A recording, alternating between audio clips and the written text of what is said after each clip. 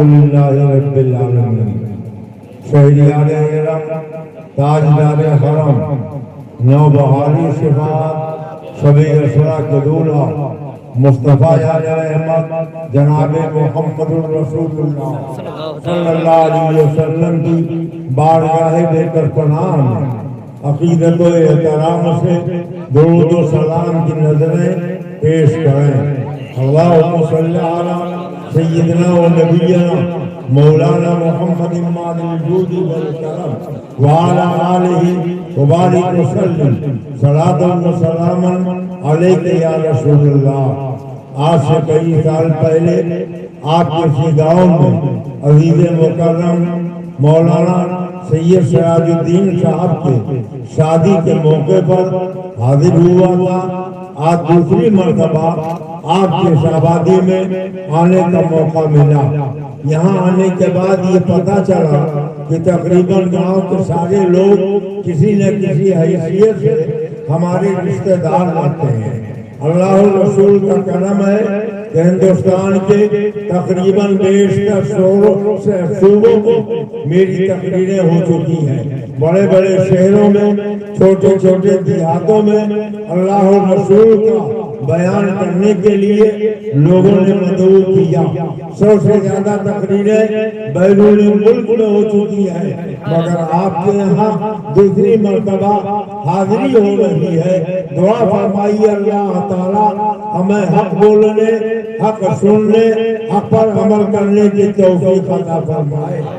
آج ہم اور آپ انتہائی نازک ترین دور سے گزر رہے ہیں۔ نگر نگر، ڈگر ڈگر، قریہ قریہ، شہر شہر، گاؤں گاؤں، دیہات دیہات، کچھ لوگ کہتے گھوم رہے ہیں ہمیں جو لینا ہوگا اللہ ہی سے لے لیں گے۔ اللہ کے سوا کسی اور سے مانگنا، کسی کے سامنے ہاتھ پھیلانا ناجائز و حرام ہے، مگر قربان جاؤ تم یہ کہتے ہو ہمیں جو لینا ہوگا اللہ سے لے لیں گے، مگر وہ دینے والا پروردگار فرماتا ہے تمہیں وہی لینا پڑے گا جو میرا مصطفیٰ تمہیں دے گا۔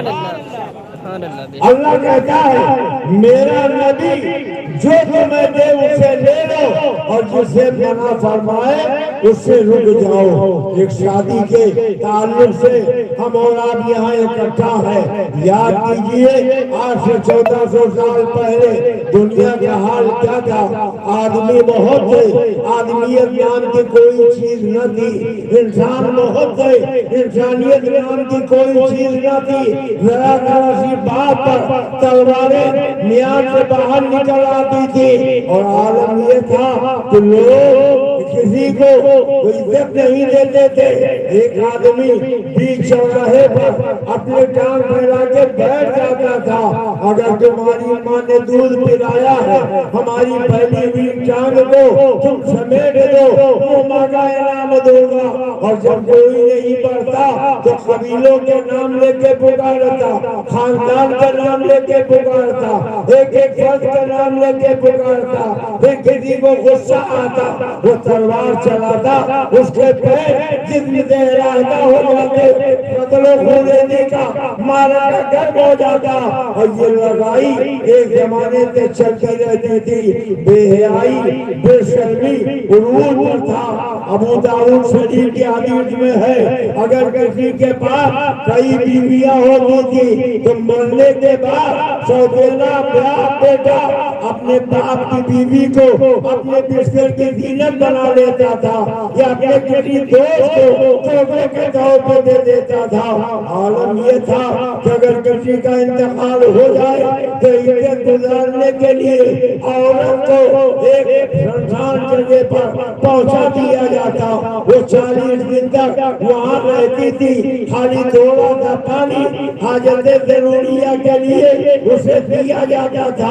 40 دن میں وہ سب ناپاکی اور غلاظت کا مجسمہ بن جاتی تھی۔ پھر اس عورت کو ایک اونٹنی پر بٹھایا جاتا تھا، اس کے دامن میں اونٹ کی میگنیاں بھر دی جاتی تھی، پورے مکہ میں اسے گھمایا جاتا تھا جہاں کچھ لوگ بیٹھے ہوتے ان کے اوپر وہ اونٹ کی میگنیاں پھینکتی تھی، جس سے لوگ یہ سمجھتے تھے کہ آج سہولت کی عزت پوری ہوئی ہے۔ عالم یہ تھا کہ ایک جانور کے دم میں لوگ پھوٹ باندھ دیتے تھے اور پھر اس میں آگ لگا دیتے تھے، جب آگ کے شعلے پڑتے تھے وہ بھاگتے تھے، پیچھے پیچھے شعلے اور بڑھتے تھے، وہ بھاگتے رہتے تھے۔ اللہ کو ترس آتا، آسمان سے پانی برسا کر اس کی آگ کو ٹھنڈی کر دیتا۔ بے حیائی اور بے شرمی کا عالم یہ ہوتا۔ مکہ کے باہر ایک بازار لگتی تھی، سارے مکے والے وہاں اکٹھا ہو جاتے تھے، وہاں مرد بھی ہوتے، عورتیں بھی ہوتی، بچے بھی ہوتے، بوڑھے بھی ہوتے، اور پھر وہاں ایک شخص کھڑے ہو کر اعلان کرتا، مجھے دیکھو میں وہ ہوں جس نے فلاں فلاں عورتوں کی عزت لوٹی ہے، فلاں فلاں عورتوں کا دیوانہ ہو، جب تک میں انہیں اپنے بستر کے زینت نہ بنا لوں گا مجھے چین نہیں آئے گا۔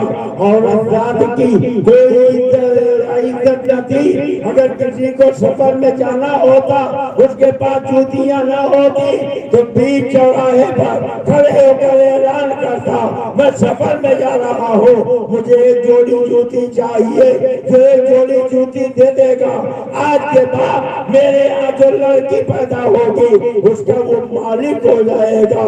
بچیوں کو زندہ لوگ قتل کر دیتے تھے، مگر جب اللہ کے رسول اس دنیا میں تشریف لائے تو کیسا انقلاب برپا ہوا۔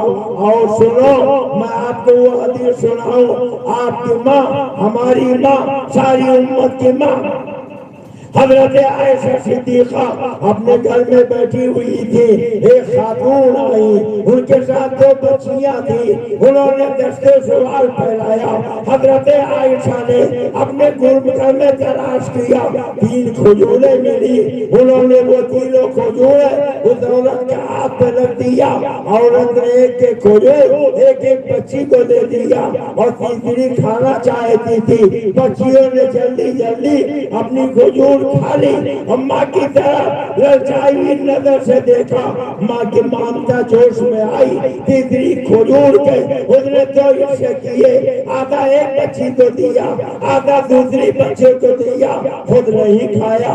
اللہ کے پیغمبر آئے تو حضرت عائشہ نے فرمایا، یا رسول اللہ، عرب کے وہ لوگ جو بچیوں کو چوٹیوں سے زیادہ پتھر سمجھتے تھے، آج ایسا انقلاب پیدا ہو گیا کہ خاتون اپنی 2 بچیوں کو لے کر آئی تھی، میں نے 3 کھجوریں دی، انہوں نے ایک ایک بچی کو کھلا دیا، تیسری خود کھانا چاہتی تھی، بچیوں نے ان کی طرف محبت بھری نظر سے دیکھا، للچائی نگاہ سے دیکھا، اس خاتون نے تیسری کھجور کے 2 ٹکڑے کیے، آدھا آدھا بچیوں کو کھلا دیا، خود نہیں کھایا۔ سرکار نے سنا تو مسکرا پڑے، وہ مسکرائے، جان کی کڑیوں میں پڑ گئی، یوں لگسا ہوئے کہ گلستہ بنا دیا، دیکھنا چاہو پھول برسنا، آؤ دیکھو آپ کا حسنہ قابل تحسین عادت حسنہ صلی اللہ علیہ وسلم، جس کی تشکیل سے روتے ہوئے ہنس پڑے، اس تبسم کی عادت پہ لاکھوں سلام۔ اللہ کے نبی نے فرمایا، اے عائشہ گواہ رہنا، جس نے محبت سے اپنے بچی کی پرورش کی ہے، اللہ تعالیٰ نے اس کے سارے گناہ معاف فرما دیے۔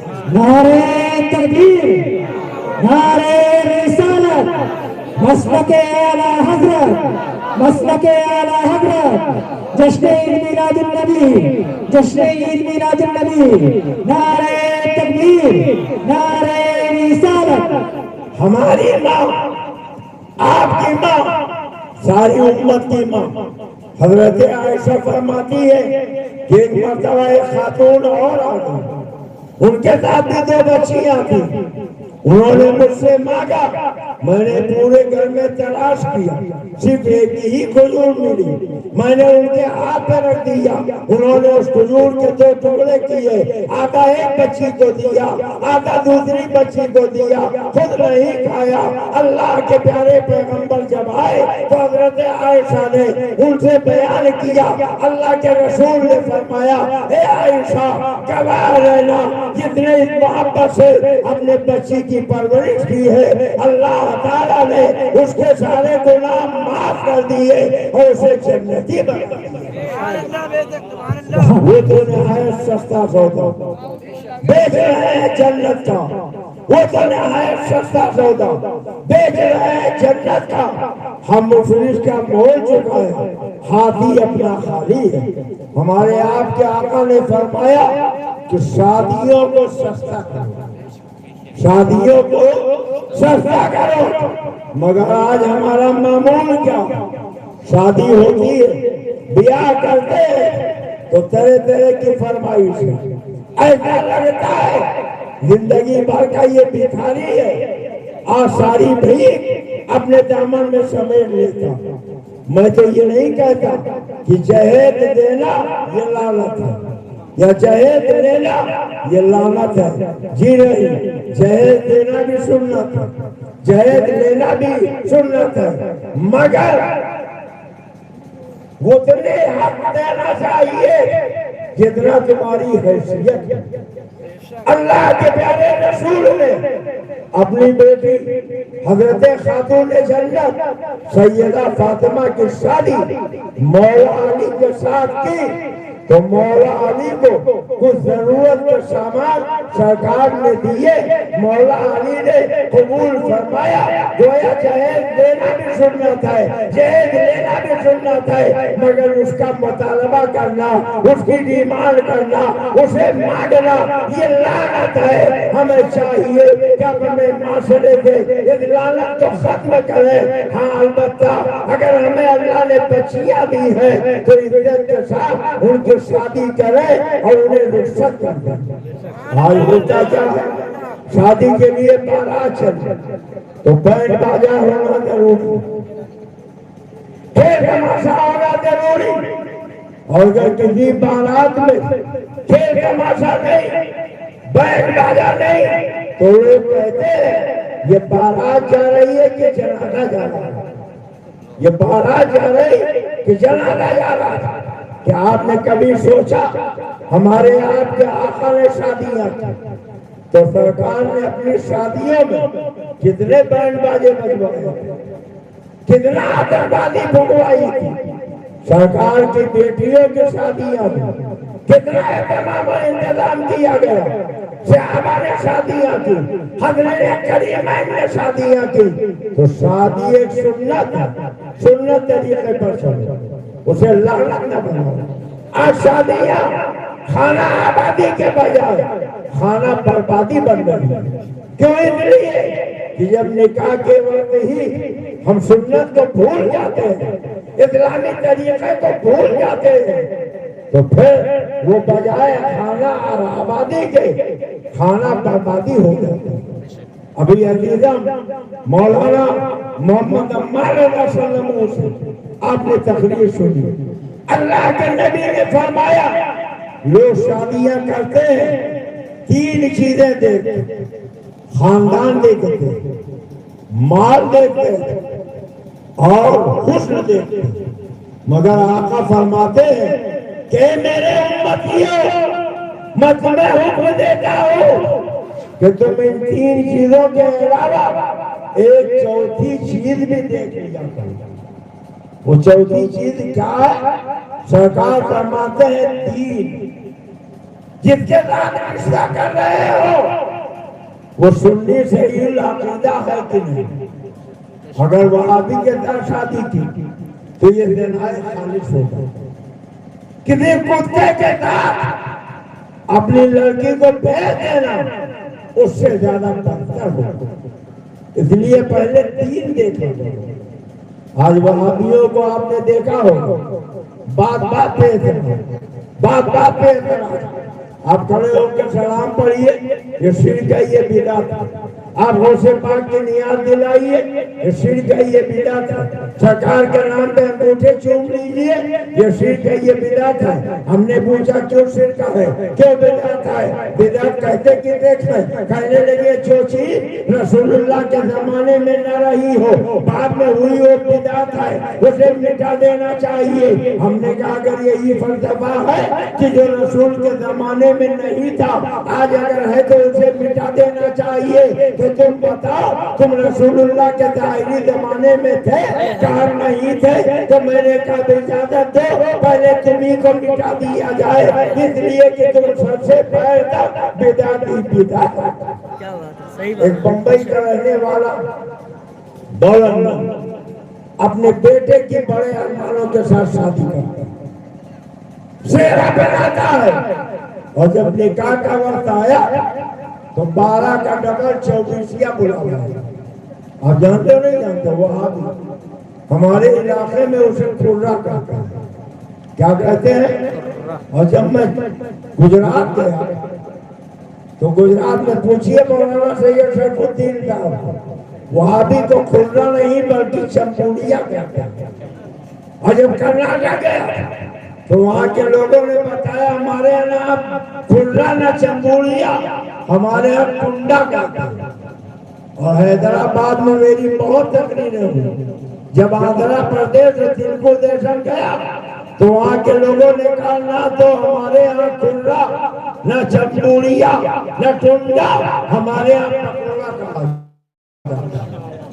انہی کی جماعت کا مولوی اتفاق سے آگے کبھی کسی وہابی کو نکاح پڑھانے کے لیے نہ بلائیے، شیرا دیکھا تو جل بول کے کباب ہو گیا۔ کہا پہلے اسے اتارو تب ہم نکاح پڑھائیں گے، ورنہ نہیں پڑھائیں گے۔ کہا پڑھا دیجئے۔ بہنوں نے بڑی پیار سے پوچھا، بیلے کا پھول ہے، جوہی کا پھول ہے، چمیلی کا پھول ہے، چمپا کا پھول ہے، سوسن ہے، یاسمن ہے، نرگس ہے، نشترن ہے، پھولوں کا راجہ گلاب ہے، پھول سب کو اچھے لگتے ہیں، آپ کو خراب کیوں لگتے ہیں؟ کہنے لگے یہ بتاؤ رسول اللہ نے 5000 کا سہرا پہنا، صدیق اکبر نے 5000 کا سہرا پہنا، فاروق اعظم نے 5000 کا سہرا پہنا، عثمان غنی نے 5000 کا سہرا پہنا، مولا علی نے 5000 کا سہرا پہنا، جب کسی نے نہیں پہنا تو یہ بدعت ہے۔ جب تک اتارے گئے ہم نکاح نہیں پڑھنا، اتار دی، نکاح ہو گئے۔ اب نکاح کے بعد مولوی صاحب بیٹھے، ادھر دیکھ رہے ادھر دیکھ رہے آگے دیکھ رہے پیچھے دیکھ رہے۔ کہا مولوی صاحب کیا دیکھ رہے تھے؟ کہا میں جانا چاہتا ہوں۔ کہا کیا کیوں نہیں رہے؟ کہا وہ دولہا میاں کے ابا کا۔ کہا دولہا میاں کے ابا کو کیا کرو گے؟ کہا میں جانا چاہتا ہوں۔ کہا ان کے کندھے پہ سوار ہو کے جاؤ گے؟ کہا آپ سمجھتے کیوں نہیں؟ کہا کیا نہیں سمجھتے ہیں؟ کہا میں نے نکاح پڑھایا، وہ 500 روپے کا گاڑی چھاپ لو، نکاح پڑھائی کا نہیں ملا، کیسے چلا جاؤ؟ کہا مولوی صاحب یہ بتائیے کیا رسول اللہ نے نکاح پڑھا کے 500 روپے مانگے تھے؟ کیا صدیق اکبر نے مانگے تھے؟ کیا فاروق اعظم نے مانگے تھے؟ کیا عثمان غنی نے مانگے تھے؟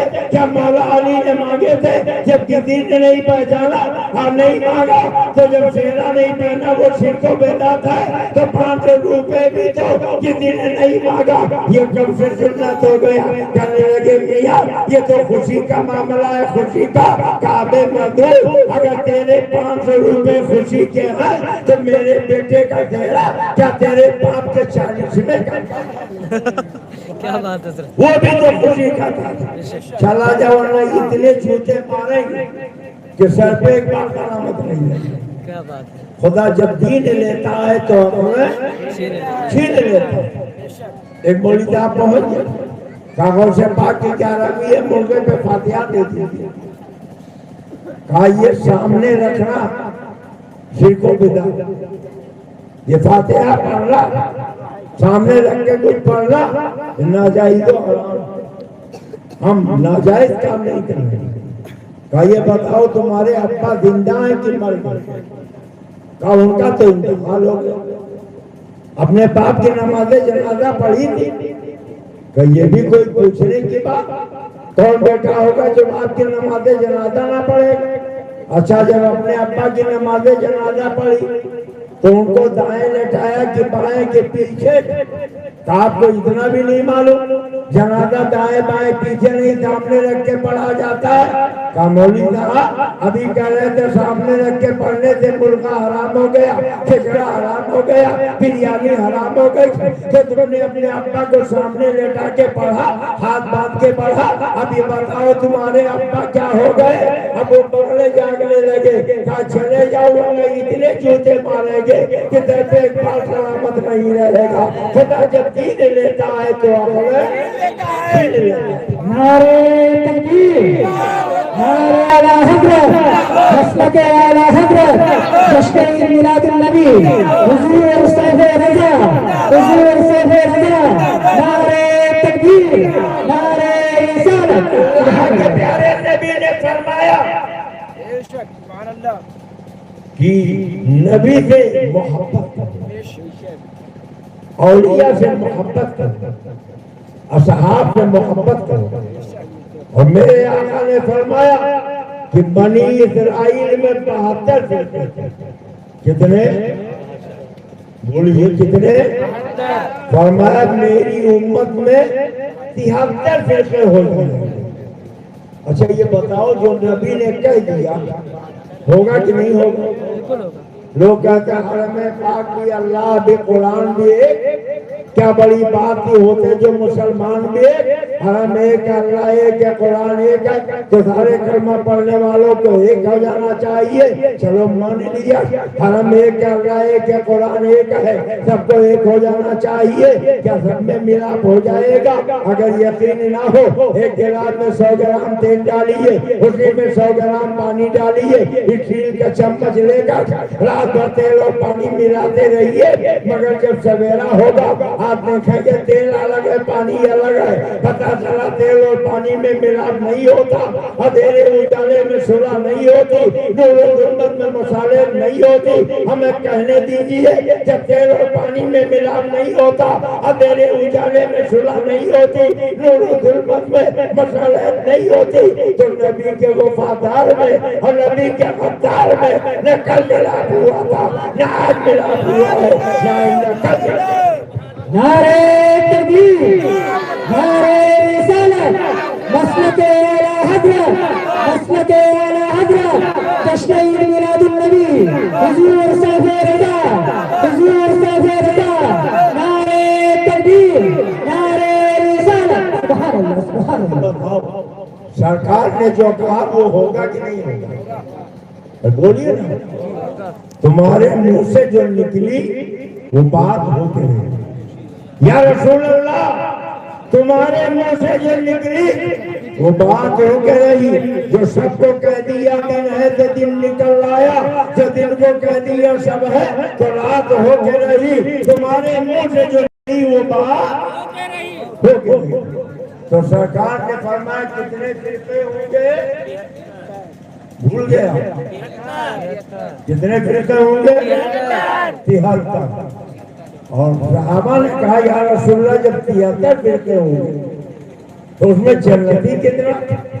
فرمایا 72 جہنمی اور ایک جنتی۔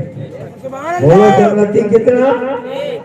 جنتی کتنا اور جہنمی کتنا؟ آج لوگ کہتے ہیں آپ کلمہ پڑھنے والوں کو آپ جہنمی کہتے ہیں، نماز پڑھنے والوں کو آپ جہنمی کہتے ہیں، روزہ رکھنے والوں کو آپ جہنمی کہتے ہیں، حج کرنے والوں کو آپ جہنمی کہتے ہیں۔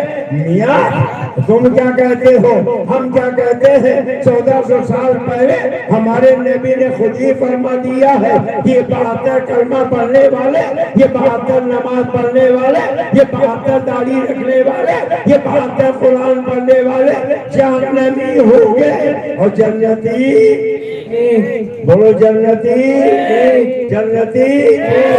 صحابہ نے کہا یا رسول اللہ جب 73 میں 72 جہنم اور سب کلمہ پڑھیں گے، نماز پڑھیں گے، روزہ رکھیں گے، قرآن پڑھیں گے، داڑھی رکھیں گے تو پہچانے کیسے؟ فرمایا ماں انا علیہ وصحابی، جنتی فرقے کی پہچان یہ ہے جو میرے طریقے پر ہوگا، میرے صحابہ کے طریقے پر ہوگا، تو جو نبی کے طریقے پر وہ جنتی، جو نبی کے صحابہ کے طریقے پر وہ جنتی، بقیہ سب کے سب جہنمی۔ آج کل ایک بہت گمراہ فرقہ آگے بڑھا جسے رافضی کہا جاتا ہے۔ کیا کہا جاتا ہے؟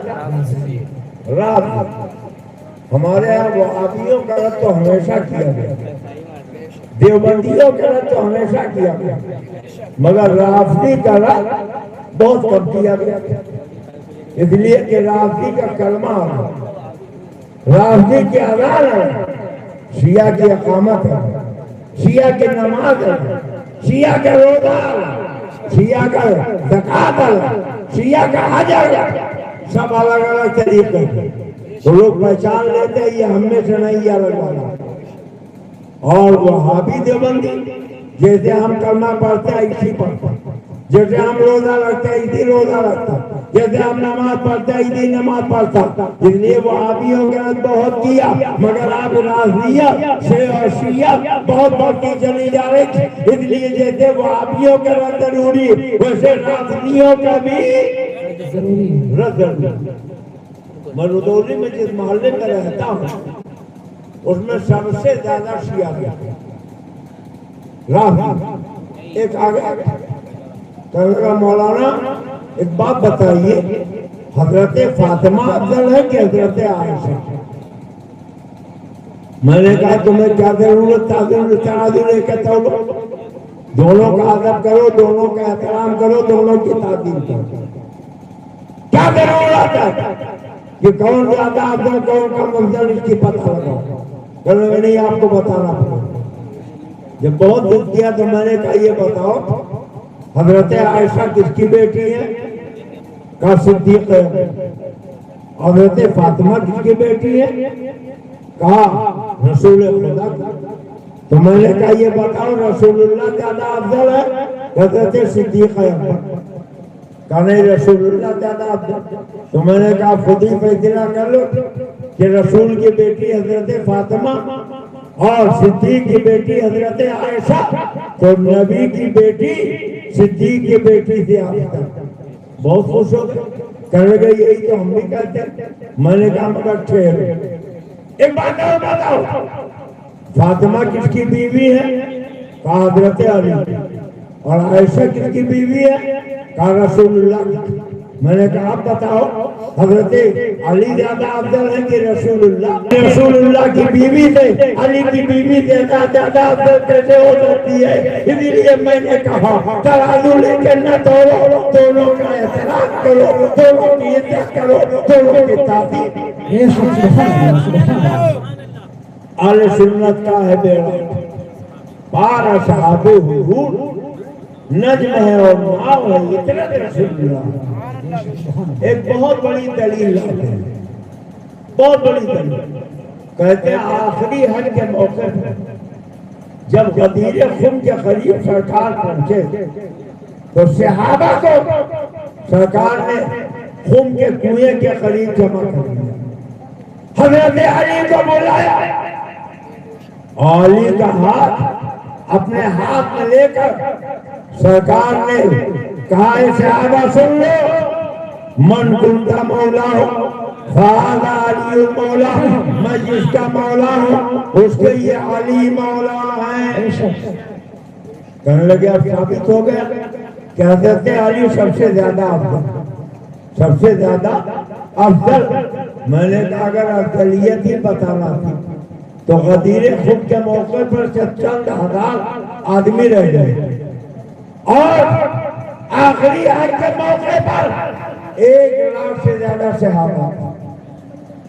اگر حضرت علی کی اولیت ہی بتانا تو حجۃ الوداع کے موقع پر کہنا چاہیے علی سب سے زیادہ افضل ہے، علی سب کے مولا ہے، مگر سرکار نے خون کے قریب جا کے کہا اس لیے کہ یہاں شریعت مراد سب سے افضل نہیں، سب سے افضل حضرت صدیق اکبر ہے، دوسرے نمبر پہ حضرت عمر ہے، تیسرے نمبر پہ حضرت عثمان ہے، اور چوتھے نمبر پہ حضرت علی۔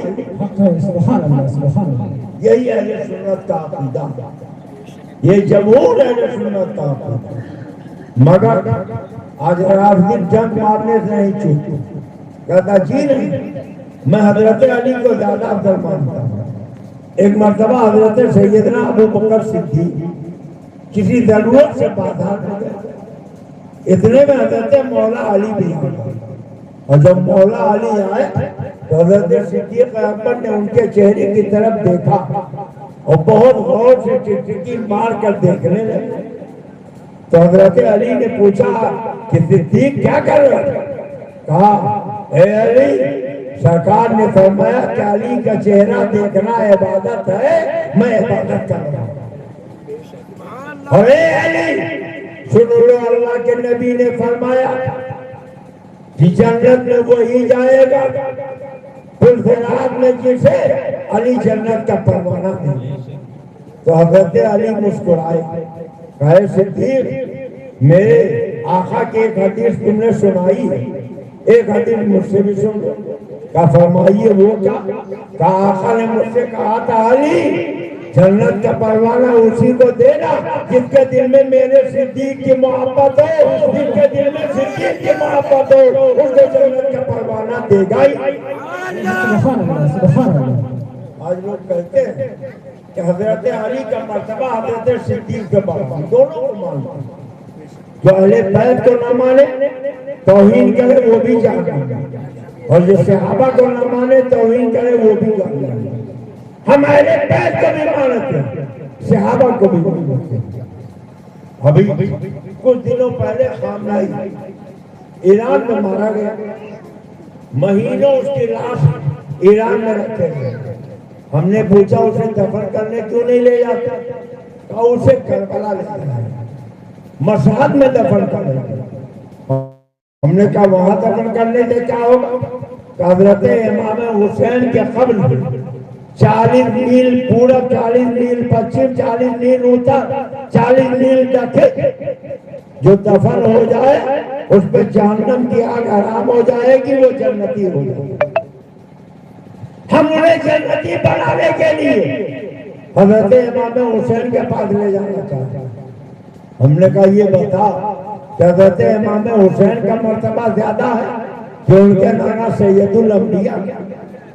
کہنے لگے کیا مطلب؟ میں نے کہا تم شیعوں کا عقیدہ ہے، رافضیوں کا عقیدہ ہے کہ حضرت امام مہدی جب آئیں گے تو سب سے پہلے مدینہ طیبہ جائیں گے، اور رسول کے پہلو میں جو رسول کے دونوں صحابہ حضرت ابو بکر حضرت عمر لیتے ہیں ان کی لاشوں کو نکالیں گے اور انہیں پیڑ پہ لٹکائیں گے، انہیں پھانسی دیں گے معاذ اللہ، اور پھر لے جا کر دور انہیں پھینک دیں گے۔ یہ اللہ کے نبی کے بغل میں لیٹنے کے لائق نہیں۔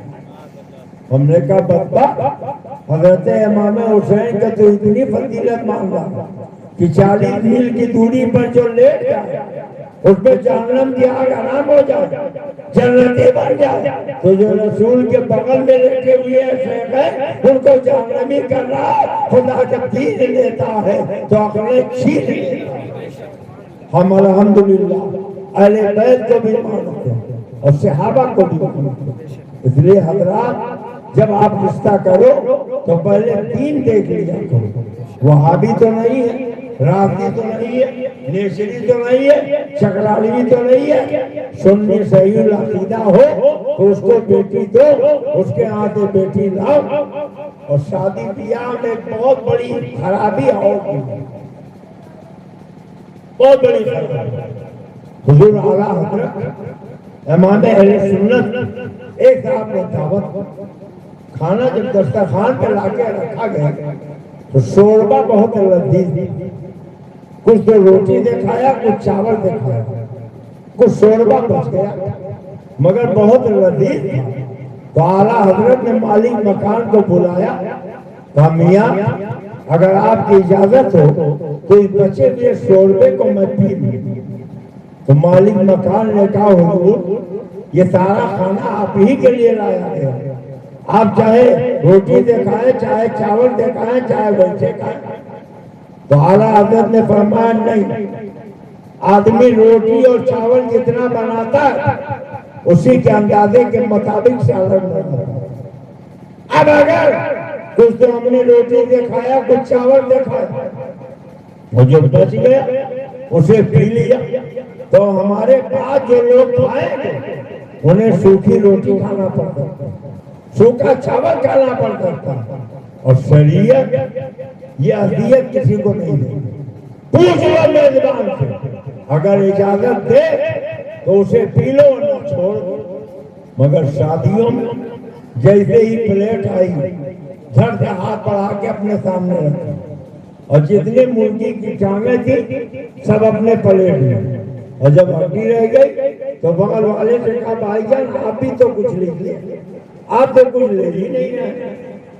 بولیے ہوتا کہ نہیں ہوتا؟ یہ طریقہ نہیں ہوتا۔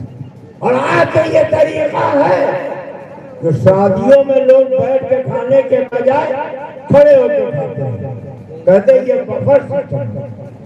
تو یہ بتاؤ کھڑے ہو کے کھانا یہ انسان کا طریقہ ہے کہ جانور کا؟ اور بولیے تو جو لوگ کھڑے کھڑے کھاتے ہیں ان کو آدمی سمجھا جائے کہ جانور؟ بیٹھ کے کھانا چاہیے۔ سرکار نے فرمایا دونوں ہاتھ دھل لو اور پھر اس کے بعد بسم اللہ شریف پڑھو، سر ڈھک لو، اور پھر اس کے بعد ادب احترام کے ساتھ کھاؤ۔ مگر ہمارے یہاں کیا ہوتا؟ اللہ کہتا ہے کلوا واشربوا ولا تشربوا، کھاؤ پیو مگر فضول خرچی نہ کرو۔ پلیٹ میں ساری گول بوٹیاں رکھ لی، سارے مرغے کی ٹانگیں رکھ لی، آدھا کھایا آدھا یوں ہی پھینک دیا، دنیا کو دکھایا کہ بہت زیادہ یہ نفاست پسند ہے، یہ گوشت کھاتا ہی نہیں ہے، یہ حرام ہے حرام، اس کے بدلے میں جہنم کی آگ میں چلنا ہو سکتا ہے۔ ہمارے آپ کے آقا سید الانبیاء کاشان نبوت میں پہنچے، دیکھا ایک روٹی کا ٹکڑا پڑا ہے، سرکار نے روٹی کا ٹکڑا اٹھایا، اسے صاف کیا اور تناول فرما لیا، فرمایا عائشہ یہ خدا کا دیا ہوا نعمت ہے، جس سے روٹ جاتا ہے تمہارا کبھی واپس نہیں ملتا ہے، اس لیے اس کا احترام کیا۔ کھانے کا جو دانا دسترخوان پہ گر جائے اسے چن چن کے کھاؤ، جو پلیٹ میں لگا اسے پوچھ، جو انگلی میں لگا اسے چاٹ۔ مگر ہم کیا کرتے ہیں؟ آدھا کھاتے ہیں آدھا پھینک دیتے ہیں۔ یہ قرآن کے خلاف، نبی کی منشا کے خلاف۔ اس لیے چاہے اپنے گھر میں کھاؤ چاہے کسی دوسرے کے گھر میں کھاؤ، کھانا ضائع مت کرو، ادب احترام کے ساتھ کھاؤ، اور سنی صحیح عقیدہ کو اپنے دسترخوان پہ بٹھا کے کھانا کھاؤ۔ آپ کی ماں ہماری ماں، ساری امت کی ماں حضرت ام حبیبہ، ابو سفیان کی بیٹی۔ ابو سفیان حالت کفر میں مکہ شریف کے چل کے مدینہ طیبہ پہنچا۔ حضرت ام حبیبہ نے دیکھا کہ باپ مکے سے آیا۔ آپ اگر بیٹی والے ہو کبھی بیٹی کے گھر جا کے دیکھو بیٹی کے کیا کیا ارمان ہوتے، مگر تمہاری ماں، ہماری ماں، ساری امت کی ماں حضرت ام حبیبہ نے چہرہ پھیر لیا۔ باپ کو تعجب ہوا، یہ بیٹی مجھ سے بے انتہا محبت کرتی، آج اس نے چہرہ کیوں پھیر لیا؟ انہیں خیال ہوا شاید اس نے پہچانا نہیں۔ قریب پہنچے اور بستر پہ بیٹھنا چاہا تو تمہاری ماں، ہماری ماں، ساری امت کی ماں حضرت ام حبیبہ نے جلدی جلدی جلدی جلدی بستر پر۔ اب تو ابو سفیان کو گوارا نہیں، کہنے لگے اے بیٹی کیا یہ بستر میرے لائق نہیں یا میں اس بستر کے لائق نہیں؟ تم نے یہ بستر کیوں سمیٹ دیا؟ تو جذبہ عشق نے رائی، محبت رسول نے تیور بدلا۔ تمہاری ماں، ہماری ماں، ساری امت کی ماں حضرت ام حبیبہ فرماتی ہے اے ابو سفیان تو ناپاک باپ ہے، تو ناپاک باپ ہے، اور یہ نبی کا پاک بستر ہے، نبی کا پاک بستر پر ناپاک باپ بیٹھے، یہ میری غیرت کو گوارا نہیں ہے۔ پتہ چلا باپ اگر وہابی دیوبندی ہو جائے اس کے ٹھوکر مار دو، بیٹا وہابی دیوبندی ہو جائے اسے چھوڑ دو، بہن بیٹھ بھائی وہابی دیوبندی ہو جائے انہیں چھوڑ دو، اس لیے کہ محبت مدینے والے آقا کی سچی محبت۔ آقا کی ایک حدیث سن لو، آقا فرماتے تم مجھے دو چیزوں کی ضمانت دے دو، میں تمہیں جنت کی ضمانت دیتا ہوں، صرف دو چیزیں۔ بولو آپ کو جنت چاہیے کہ نہیں چاہیے؟ کتنے لوگوں کو چاہیے؟ ذرا ہاتھ اٹھائیے۔ سب کو چاہتا ہے۔ تو آقا کیا کرے؟ دو چیزوں کی ضمانت دے دو۔ صحابہ نے پوچھا یا رسول اللہ وہ دو چیزیں کیا؟ وہاں دو جبلوں کے بیچ کی چیز اور دو لانوں کے بیچ کی چیز، یعنی اپنی زبان اور اپنی شرمگاہ کی تم مجھے ضمانت دے دو، نہ تمہاری زبان شریعت کے خلاف استعمال ہو، نہ تمہاری شرمگاہ شریعت کے خلاف استعمال ہو، میں تمہارے لیے جنت کی ضمانت۔ اعلیٰ حضرت فرماتے وہ تو نہایت سستا سودا بیچ رہے جنت کا، ہم مفلس کا مول چکائے، ہاتھ ہی اپنا خالی ہے۔ اللہ تعالیٰ ہمیں اور آپ کو شریعت کے اصولوں پر چلنے کی توفیق عطا فرمائے۔ کھڑے ہو جائیے، اپنے آقا کے دربار میں حدیث